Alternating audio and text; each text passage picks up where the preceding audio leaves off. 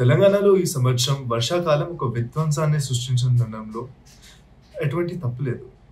సరిహద్దుల దగ్గర ఉన్న ఆదిలాబాద్‌లో గానీ, హైదరాబాద్ నుంచి ఒక 100 కిలోమీటర్ దూరం ఉన్న కామారెడ్డి, మెదక్ జిల్లాల్లో గానీ, అంతెందుకు హైదరాబాద్ లాంటి ఒక విశ్వనగరంలోనే వార్సిగూడ, ఇంకా ఉప్పుగూడ లాంటి ప్రాంతాల్లో వరద లాంటి పరిస్థితులు మనమందరం గడిచిన కొన్ని వారాల్లో చూసినవే. ఇటువంటి పరిస్థితుల్లో వాహనాలు, జంతువులు, అంతెందుకు మనుషులు కూడా కొట్టుకుపోవడం జరిగింది. కామారెడ్డి జిల్లాలోని జిఆర్ కాలనీ ప్రాంతంలో ఏకంగా ఒక వరద లాంటి పరిస్థితే. అక్కడ ప్రాంత నివాసులు సౌత్ వాయిస్‌తో మాట్లాడుతూ వారి సమస్యల్ని పంచుకున్నారు.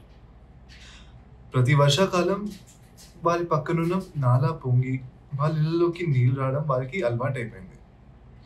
అయినప్పటికీ ఈ సంవత్సరం వర్షాకాలం ఇంకాస్త తీవ్రంగా ఉండేసరికి ఏకంగా ఒక వరద లాంటి పరిస్థితే. ప్రాణాల్ని గుప్పెట్లో పెట్టుకుని చాలా మంది బయటపడే ప్రయత్నాలు చేశారు. కానీ ఎవరైతే బయట పడలేకపోయారో వారి ఇళ్లపై ఒక 10 గంటలు, 11 గంటలు అలాగే వర్షంలో కూర్చొని సహాయం కోసం ఎదురు చూశారు. ఆఖరికి డిఆర్ఎఫ్ సిబ్బంది వచ్చి ఒక జేసీబీలో బయటికి తీసుకొచ్చే వరకు ఒక కుటుంబంకైతే బయటపడే దిక్కే లేదు. అదే సమయంలో మెదక్ జిల్లాలోని రామాయంపేట ప్రాంతంలో డిఆర్ఎఫ్ సిబ్బంది ఏకంగా 200కి పైన మంది విద్యార్థుల్ని, వారి ప్రొఫెసర్ని ఒక కాలేజ్ నుంచి బయటికి తరలించడం జరిగింది.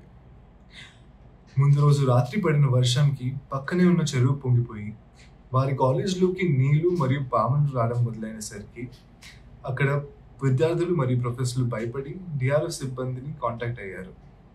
వారిని బయటికి తీసుకురమ్మని వేడుకున్నారు. అయితే డిఆర్ఎఫ్ సిబ్బంది ఒక గట్టి తాడును కట్టి నడుముకి పైన నీళ్ళల్లో మొత్తం అందరినీ నడిపించి బయటికి తీసుకురావడం జరిగింది. కాకపోతే ఇటువంటి వరద లాంటి పరిస్థితులు కేవలం హైదరాబాద్ బయట ప్రాంతాలకే పరిమితం కాదు. హైదరాబాద్ లాంటి విశ్వనగరంలోనే వార్సిగూడ మరియు ఉప్పుగూడ లాంటి ప్రాంతాల్లో దాదాపుగా ఇదే పరిస్థితి. వార్సిగూడలో అయితే గత కొన్ని వారాలుగా వారి ఇళ్లలోకి నీళ్ళు వస్తుంటే అక్కడి ప్రజలు వారి ప్రాణాలని గుప్పెట్లో పెట్టుకుని ఉన్నారు.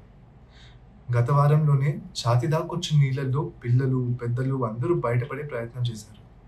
కాకపోతే కామారెడ్డి, మెదక్ లాగా ఈసారి వీరికి ప్రభుత్వం నుంచి సహాయం దక్కలేదు. సౌత్ ఫస్ట్‌తో మాట్లాడుతూ అక్కడి ప్రాంత నివాసులు మేము సంపాదించుకున్నదంతా కోల్పోయాం, ఉన్నదల్లా మా ప్రాణమే అని వారి బాధను పంచుకున్నారు. ఇదే నెలలో హైదరాబాద్లో దాదాపుగా 4 కొట్టుకుపోవడం జరిగింది. ఒకరు పార్సీగుట్టలో కొట్టుకుపోతే ఇంకొకరు అంబర్పేట దగ్గర మరణించారు. ఒక సంఘటనలో అయితే 2 వ్యక్తులు అఫ్జల్ సాగర్ దగ్గర కొట్టుకుపోతే వారి మృతదేహాలు 75 కిలోమీటర్ల దూరంలో ఉన్న నల్గొండ జిల్లా వలిగొండ ప్రాంతంలో బయటికి తేలాయి. తెలంగాణ మొత్తంలో ఇటువంటి వరద పరిస్థితులు ఒక ఎత్తు అయితే హైదరాబాద్ నగరంలోని ట్రాఫిక్ సమస్యలు ఇంకో ఎత్తు. గత నెలగా కొంచెం వర్షం పడితే చాలు హైదరాబాద్లో ఉన్న నల్ల టార్ రోడ్లన్నీ ఒక చిన్న చెరువులాగో, చిన్న నదిలాగో తయారైపోతాయి. వాహనాలన్నీ ఆగాల్సిందే, ఆ నీళ్ళ నుంచి వెళ్లాల్సిందే. అయితే ఎంత భారీ వర్షాల్లో కూడా హైదరాబాద్ మరియు సైబరాబాద్ ట్రాఫిక్ పోలీస్ సిబ్బంది అక్కడికి వచ్చి ట్రాఫిక్ని రెగ్యులేట్ చేయడమే కాకుండా అక్కడ ఉండిపోయిన నీళ్ళను కూడా వెళ్ళగొట్టడానికి ప్రయత్నిస్తున్నారు. ఈ మొత్తం క్రమంలో ఒకటి మాత్రం ఒప్పుకోక తప్పదు. డిఆర్ఎఫ్, పోలీస్, ట్రాఫిక్ పోలీస్ మరియు ఎందరో గవర్నమెంట్ అధికారుల్ని మనం మెచ్చుకోక తప్పదు. భారీ వర్షాల్లో వాళ్ళ ప్రాణాలని కాపాడడానికి చేసిన ప్రయత్నాలు మనం అందరం చూసినవే. కాకపోతే ఇటువంటి పరిస్థితులు మళ్ళీ రాకుండా వచ్చే సంవత్సరం ముందైనా మన ప్రభుత్వం ఏమైనా జాగ్రత్త చర్యలు తీసుకుంటుందేమో చూడాల్సిందే. అప్పుడు దాకా చూస్తూనే ఉండండి సౌత్ ఫస్ట్.